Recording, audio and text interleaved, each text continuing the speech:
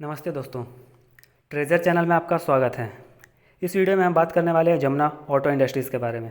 मैं बेसिकली 3 चीज़ों के बारे में डिस्कस करता हूँ। सबसे पहले अबाउट द कंपनी, फिर हम मैनेजमेंट को डिस्कस करते हैं और आखिर में फाइनेंशियल स्टेटमेंट। चलिए शुरू करते हैं। कंपनी में मैं बेसिकली 2 चीज़ों के बारे में डिस्कस करता हूँ। सबसे पहला हिस्ट्री और फिर बिजनेस मॉडल।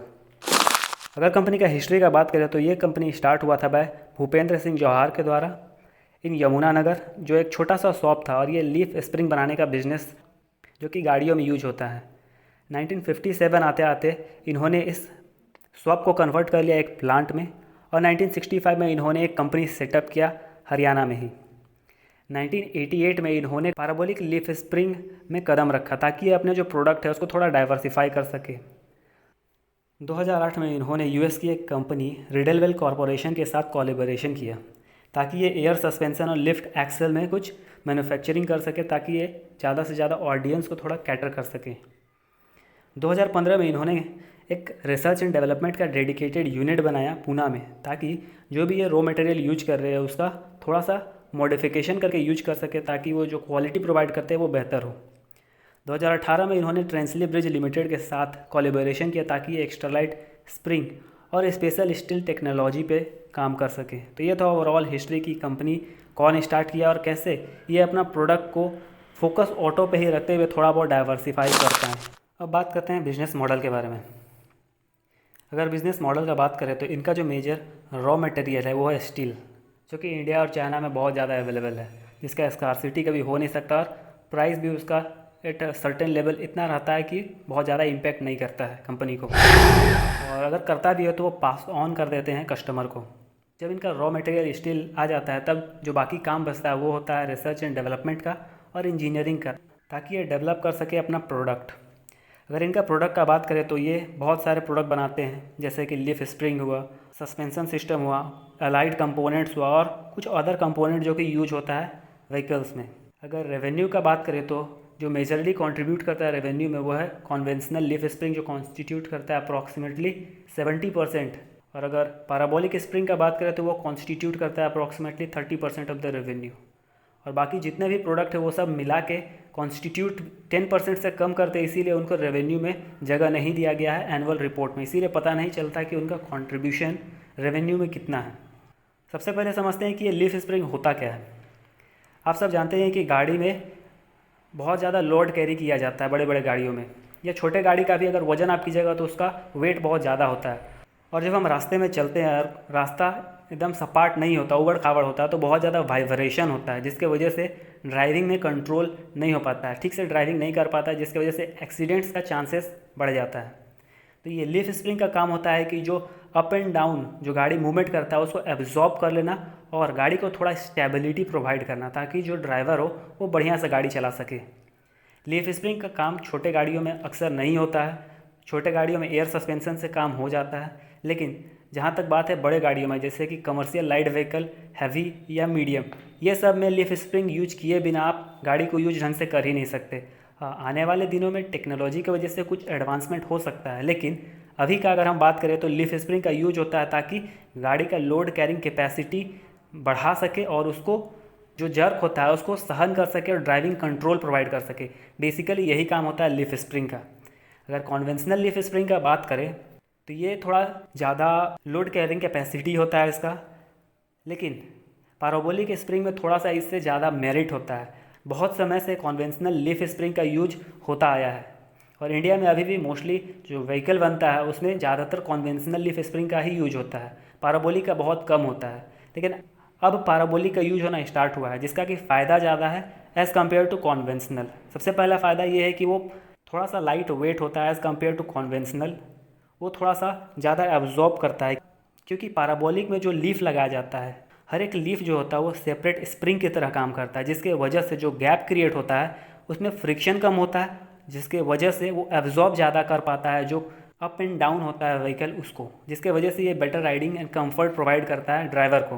तो ये पैराबोलिक और कॉन्वेंशनल लीफ स्प्रिंग का डिफरेंस। अभी भी इंडिया में जो गाड़ी बनते हैं वो ज़्यादातर कॉन्वेंशनल लीफ स्प्रिंग को यूज करते हैं, पैराबोलिक लीफ स्प्रिंग बहुत कम जगह यूज होता है, लेकिन धीरे धीरे ये मार्केट अभी पकड़ रहा है। और बाकी जो प्रोडक्ट है जैसे कि सस्पेंशन सिस्टम, ये सब मोस्टली यूज होता है अदर व्हीकल्स में, जो छोटे छोटे व्हीकल्स होते हैं, कार्स सब होते हैं, उस सब में ये सस्पेंशन सिस्टम यूज होता है।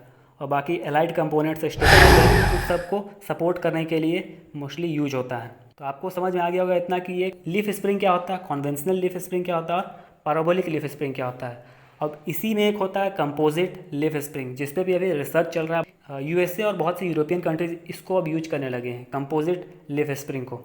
बेसिकली इसका फ़ायदा ये है कि ये थोड़ा सा ज़्यादा रेजिस्टेंट होता है, ज़्यादा वेट झेलने का कैपेसिटी होता है, 5 गुना उससे स्ट्रेंथ होता है, कॉन्वेंशनल लीफ स्प्रिंग से 5 गुना स्ट्रेंथ होता है। बिकॉज ये कंपोजिट बनाया जाता है बेसिकली 2 या 3 मेटल को मिला के।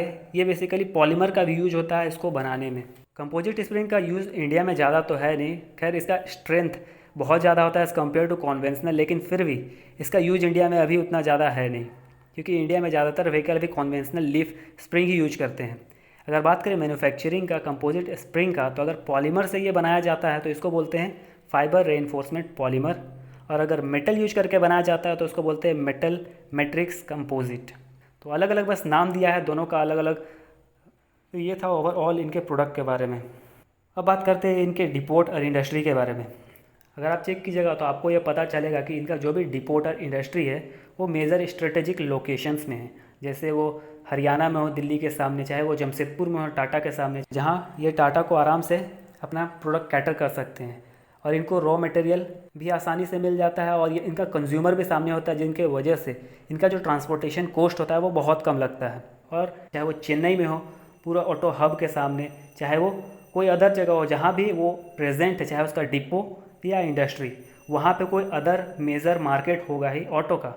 इससे होता ये है कि ये जो भी अपने कंज्यूमर है, इनके कंज्यूमर मोस्टली व्हीकल सेगमेंट से ही होते हैं, तो इनके जो भी कंज्यूमर है वो उनको कम समय में और सही तरीके से प्रोडक्ट प्रोवाइड कर सके अच्छे क्वालिटी का। और इनका जो कॉस्ट होता है लाने ले जाने का वो भी कम हो जाता है, बिकॉज इनका जो डिपोट और इंडस्ट्री है वो उनके कंज्यूमर के सामने ही में होता है। इनको कंज्यूमर है वो है heavy commercial vehicle, medium commercial vehicle और लाइट कमर्शियल व्हीकल, जो कॉन्स्टिट्यूट करता है approximately 75 to 80% of the revenue. और बाकी जो भी है वो 20% वो छोटा मोटा एसयूवी गाड़ी सब में यूज होता है इनका प्रोडक्ट। अगर कंपनी वाइज स्पेसिफिक चेक करें तो इनका जो मेजर कंज्यूमर है वो है टाटा, जो कि कॉन्स्टिट्यूट करता है 56% ऑफ द रेवेन्यू, महिंद्रा जो कि 18% ऑफ द रेवेन्यू, और अशोक लेलैंड है जो कॉन्स्टिट्यूट करता है 13% ऑफ द रेवेन्यू। और बाकी वोल्वो, आइसर, मारुति या एफएमएल का बात करें तो ये हर कोई 2-2% कॉन्ट्रीब्यूट करता है इनके रेवेन्यू में। तो यहाँ तक हम समझ गए इनका रॉ मटेरियल आ कहाँ से रहा है, इनका प्रोडक्ट क्या है, इनका स्ट्रेटेजिक लोकेशंस के बारे में, और इनका कंज्यूमर कौन कौन है। कंज्यूमर में बेसिकली 2 तरीके का कंज्यूमर होता है। एक होता है OEM, ओरिजिनल इक्विपमेंट मैन्युफैक्चरर, और दूसरा होता है आफ्टर द मार्केट, जिसको कि अभी बहुत ज़्यादा फोकस किया जा रहा है जमुना ऑटो के द्वारा। अगर OEM का बात करें तो जो अभी हम नाम लिया आपको, टाटा, महिंद्रा, अशोक लेलैंड, वोल्वो, आइसर, इन सब को अगर ये प्रोवाइड करता है जमुना ऑटो पार्ट्स, तो इसको बोलेंगे ओरिजिनल इक्विपमेंट मैन्युफैक्चरर। तो ये डायरेक्टली कंपनी को प्रोवाइड कर रहा है तो इसको OEM बोलेंगे। लेकिन अगर सेम प्रोडक्ट ये ओपन मार्केट में प्रोवाइड करता है, जैसे हम लोग गाड़ी चलाते हैं तो कभी कभी गाड़ी का कुछ सामान टूट जाता है, सपोज माने कि लीफ स्प्रिंग टूट जाता है, तो हर बार कंपनी को तो नहीं खोजेगा, तो होगा ये कि जो लोकल वेंडर होता है उसके पास जाएगा और वहाँ से रिप्लेस कराएगा। तो कंपनी ज़्यादातर फोकस अब वहाँ पे कर रहा है कि आफ्टर द मार्केट में फोकस कर रहा है। तो 2 तरीके से प्रोडक्ट बिकता है, एक OEM डायरेक्ट कंपनी के थ्रू, और दूसरा लोकल वेंडर्स। तो कंपनी का फोकस अब OEM से थोड़ा सा शिफ्ट होकर आफ्टर द मार्केट हो गया, ताकि आफ्टर द मार्केट में जो रिप्लेस्ड प्रोडक्ट है, क्योंकि बहुत सा गाड़ी अब नया नहीं बन रहा है, जो यूज्ड गाड़ी है उसी का पार्ट टूट जा रहा है, तो ये उनको रिप्लेस करेंगे और उनसे अच्छा खासा रेवेन्यू जनरेट कर सकते हैं। आफ्टर द मार्केट को प्रमोट करने के लिए इन्होंने बहुत सा लॉयल्टी प्रोग्राम भी स्टार्ट किया, जैसे कि जय राइजिंग स्टार, जय सारथी, जय हो, जय उस्ताद। ये बहुत सारा लॉयल्टी प्रोग्राम हर कंपनी लगभग स्टार्ट करता ही है, ताकि वो ज़्यादा से ज़्यादा ऑडियंस तक पहुंच सके। अगर कंपनी का डाइवर्सिफिकेशन का बात करें तो कंपनी ने 2014-15 में एक लक्ष्य रखा था, एक लक्ष्य निर्धारित किया था, जिसमें कि वो जो रेवेन्यू होगा उसको थोड़ा सा डाइवर्सिफाई करेंगे। वो क्या करेंगे कि revenue from the new product में जो कॉन्वेंशनल लीफ स्प्रिंग है उसके अलावा जो भी प्रोडक्ट होता है, जैसे कि पैराबोलिक हो, सस्पेंसन हो, या कोई भी एलाइड प्रोडक्ट हो, उससे जो भी कंट्रीब्यूशन होगा उसका रेवेन्यू में वो लगभग 33% होगा ओवरऑल रेवेन्यू का। तो हम क्लियरली देख सकते हैं कि जो पैराबोलिक स्प्रिंग है उसी से लगभग रेवेन्यू 30% होता है, बाकी 2-3% है जो सस्पेंशन और एलाइड प्रोडक्ट से होता है। फिर मैनेजमेंट ने ये लक्ष्य रखा था कि वो न्यू मार्केट से 33% रेवेन्यू जनरेट करेंगे, जिसमें आता है एक्सपोर्ट और आता है आफ्टर द मार्केट। एक्सपोर्ट का हम सभी जानते हैं कि इंडिया से बाहर भेजना, उसको नॉर्मली एक्सपोर्ट बोलते हैं। और आफ्टर द मार्केट का अगर बात करें तो आफ्टर द मार्केट होता है जो सेकेंडरी मार्केट चलता है इंडिया में ऑटो का। जैसे बाहर कोई भी सामान टूट जाता है हम लोग का, तो हम क्या करते हैं कि कोई छोटा मोटा दुकान गैरेज में चले जाते हैं, वहाँ बनवा लेते हैं उसको, तो यही होता है आफ्टर द मार्केट। तो कंपनी का फोकस अभी थोड़ा सा एक्सपोर्ट और आफ्टर द मार्केट में ज़्यादा है, क्योंकि यहाँ पे मार्जिन थोड़ा ज़्यादा रहता है एज़ कम्पेयर टू अगर वो किसी बड़े डीलर के साथ डील करता है। तो ये हुआ इनका दूसरा लक्ष्य है। पहला लक्ष्य था कि revenue from the new product 33%, दूसरा न्यू मार्केट से ये 33% रेवेन्यू जनरेट करेंगे, और अपना जो कैपिटल एम्प्लॉयड है, रिटर्न ऑन कैपिटल एम्प्लॉयड, ये 33% रखेंगे। और चौथा ये बोले थे कि इनका जो कम से कम डिविडेंड पे आउट रेशियो लगभग 33% रहेगा। जो आप क्लियरली देख सकते हैं कि ये चारों को लगभग पूरा करता नज़र आ रहे हैं। ये था ओवरऑल बिजनेस मॉडल। अब हम बात करते हैं मैनेजमेंट के बारे में। मैनेजमेंट में मैं बेसिकली सबसे पहले चेक करता हूँ शेयर होल्डिंग पैटर्न। अगर जमुना ऑटो के केस में देखें तो इनका शेयर होल्डिंग पैटर्न सबसे पहले 50% से नीचे गया, फिर इन्होंने कंटिन्यूस थोड़ा थोड़ा अमाउंट में एक्विजिशन करके फिर से इसे 50% पे लेते आया है। तो ये एक जस्टिफाइड नंबर बोलेंगे कि 50% इक्विटी होल्ड करता है मैनेजमेंट, तो ये ठीक ठाक मुझे लगता है। अब बात करते हैं रेम्यूनरेशन, मतलब सैलरी कितना लेता है। अगर सैलरी का बात करें तो इनका सैलरी बहुत ज़्यादा हाई है। 10 करोड़ दोनों भाई लेते हैं। भूपेंद्र सिंह जवाहर के जो दोनों बेटे हैं वो सैलरी लेते हैं 10-10 करोड़, जो कि मुझे बहुत हाई लगता है। एक कंपनी जो जनरेट कर रहा है नेट प्रॉफिट ऑफ 200 करोड़, उसे अपने रेवेन्यू का 5% बस यूज करना चाहिए रेम्यूनरेशन में, जो कि 10 करोड़ होता है। जबकि BS जवाहर के जो दोनों बेटे वो 10 करोड़ का सैलरी लेते हैं, जो मुझे बहुत ख़राब लगता है इस केस में। अगर स्कैम्स या केसेस का बात करें तो कुछ खास सिग्निफिकेंट केसेस इनके बारे में गूगल में चेक करने से नहीं मिला। अब बात करते हैं लाइफस्टाइल, जो सोशल मीडिया में चेक करने से कुछ वैसा लेविश वर्क के बारे में कुछ दिखा नहीं इनके बारे में। और एक दो चीज़ जो मैं आपको बता दूं कि ऑडिटर्स जो इनके कंपनी में बहुत फ्रीक्वेंटली चेंज हुआ है, जैसे 2009, 11, 13, 15, तो अगर आप हिस्ट्री चेक कीजिएगा तो आपको पता चलेगा कि बहुत जल्दी 2009 से 2015 के बीच में इनका ऑडिटर्स चेंज हुआ, जो कि मुझे बहुत ख़राब लगा। और अगर बात करें CSR का, जो कि होता है कंपनी को रिक्वायर्ड होता है कि वो अपने प्रॉफिट का 2% कंट्रीब्यूट करे सोसाइटी को। तो अगर जमुना ऑटो के बारे में हम बात करें तो इनका CSR काफ़ी हाई रहता है। ये प्रॉफिट जितना होता है उससे काफ़ी ज़्यादा दिखा के CSR ज़्यादा खर्च करते हैं, जो मुझे उतना कुछ खास पसंद नहीं आया। अब हम बात करते हैं फाइनेंशियल स्टेटमेंट के बारे में। फाइनेंशियल स्टेटमेंट में मैं सबसे पहले चेक करता हूँ कि क्या कंपनी आने वाले 5 से 6 सालों में बैंकरप्ट हो जाएगा। अगर डेट के हिसाब से देखें तो कंपनी का डेट बहुत कम है, तो डेट की वजह से कंपनी बैंकरप्ट होने नहीं वाला, क्योंकि इनका डेट टू इक्विटी रेशियो लगभग 0 ही था, अभी 0.25 हुआ है। अगर कंपटीशन का बात करें तो इंडिया में कोई मेजर प्लेयर नहीं है लीफ स्प्रिंग का जो इनको डायरेक्टली कॉम्पीट कर सके। बहुत सारे छोटे छोटे प्लेयर्स हैं मार्केट में जो इनसे कॉम्पीट कर रहे हैं, लेकिन because of the brand value जो उतना स्ट्रॉन्ग तो नहीं है, लेकिन है इतना स्ट्रॉन्ग कि वो कंपनी ख़त्म नहीं होने वाला कंपटीशन की वजह से, बिकॉज ये मार्केट में बहुत पहले लंबे समय से है, इनको कंपटीशन का नॉलेज भी है। अगर सब्सटीट्यूशन का बात करें तो फिलहाल देख के तो लगता नहीं है कि लीफ स्प्रिंग का कोई सब्सटीट्यूट प्रोडक्ट है अभी। इन फ्यूचर में भी हो सकता है कि कोई सब्सटीट्यूट प्रोडक्ट हो जाए, जैसे एयर सस्पेंशन कुछ ज़्यादा अच्छे क्वालिटी का हो जाए, लेकिन अभी फ़िलहाल देख के ये नहीं लगता कि लीफ स्प्रिंग का कोई सब्सटीट्यूट हो सकता है। तो सब्सटीट्यूट कंपटीशन और डेट की वजह से होने नहीं वाला। और प्रोडक्ट ऑब्सलीट क्या हो सकता है कभी, तो प्रोडक्ट ऑब्सलीट तो नहीं हो सकता, क्योंकि हमेशा मार्केट में लीफ स्प्रिंग का डिमांड रहेगा ही, क्योंकि कंस्ट्रक्शन वर्क होता ही रहेगा। भले हम लोग वाटर ट्रांसपोर्ट पे या रेलवे पे कितना भी चले जाए, लेकिन रोड ट्रांसपोर्ट तो रहेगा ही, तो प्रोडक्ट ऑब्सलीट भी नहीं होने वाला। दूसरा मैं चेक करता हूँ रिटर्न ऑन इक्विटी। अगर इनका रिटर्न ऑन इक्विटी का बात करें तो लास्ट 5 से 6 सालों में इनका रिटर्न ऑन इक्विटी 20+ रहा है। अगर एवरेज भी निकाला जाए तो 20+ ही रहेगा, जो काफ़ी हाई लगता है मुझे, काफ़ी अच्छा भी लगता है। ये कंपनी साइकिलिक में होने की वजह से आप सब देख सकते हैं कि 2014 में ROE थोड़ा सा डिप लिया था, क्योंकि इनका प्रॉफिट उस समय थोड़ा सा डाउन चल गया था। और जहाँ तक हम सब जानते हैं कि ऑटो एक साइकिलिक इंडस्ट्री है, तो अप डाउन आप हमेशा ऑटो सेक्टर में देखते रहेंगे। अगर रिटर्न ऑन कैपिटल एम्प्लॉयड का बात करें तो ये 30% प्लस है। अगर एवरेज का भी ले तो ये 30% प्लस ही है, जो कि काफ़ी इंप्रेसिव नंबर मुझे लगता है। अगर डेट का बात करें कि ये क्या कंपनी डेट लेके रिटर्न ऑन इक्विटी को इन्फ्लेट कर रहा है, तो आप देख सकते हैं कि कंपनी का डेट एक समय 0.93 लगभग 1 के पास था, और इससे कंपनी ने कंटिन्यूअस घटाते घटाते पिछले साल 0 हो गया था, लेकिन फिर कंपनी इस साल डेट लेके बिकॉज कोरोना वायरस के चलते बहुत सा प्रॉब्लम को फेस करना पड़ा कंपनी को, जिसकी वजह से इनको डेट लेना पड़ गया। तो हम देख सकते हैं कि कंपनी का डेट जो एक समय 1 हुआ करता था अभी 0.25 के आसपास है। तो कंपनी डेट लेके रिटर्न ऑन इक्विटी को इन्फ्लेट नहीं कर रहा, मतलब अर्निंग को बढ़ा नहीं रहा है डेट लेके, तो जो काफ़ी अच्छा है बोलूँगा मैं। अगर मार्जिन का बात करें तो इनका ऑपरेटिंग प्रॉफिट मार्जिन है 12%। 12% से ज़्यादा ही, अगर एवरेज का बात करें तो आप चेक कर सकते हैं। और अगर नेट प्रॉफिट मार्जिन का बात करें तो ये है लगभग 5% प्लस है, थोड़ा सा एवरेज अगर बात करें तो 5-6% के बीच में ही होता है।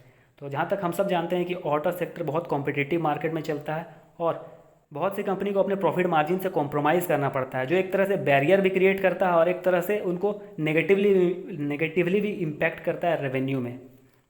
तो आप देख सकते हैं कि 5% एक सफिशिएंट नंबर है ऑटो सेक्टर में, और 5% रहते हुए भी कंपनी अच्छे तरीके से ग्रो भी कर पा रहा है। अब हम बात करते हैं कि क्या कंपनी जो ऑपरेटिंग करके पैसा कमा रहा है उसी से इन्वेस्टिंग और फाइनेंसिंग एक्टिविटीज़ का काम कर रहा है या नहीं। अगर चेक करें तो लास्ट कुछ सालों में कंपनी का जो ऑपरेटिंग एक्टिविटीज़ से इनकम था उससे कंपनी आसानी से इन्वेस्टिंग और फाइनेंसिंग एक्टिविटीज़ का काम पूरा कर रहा है।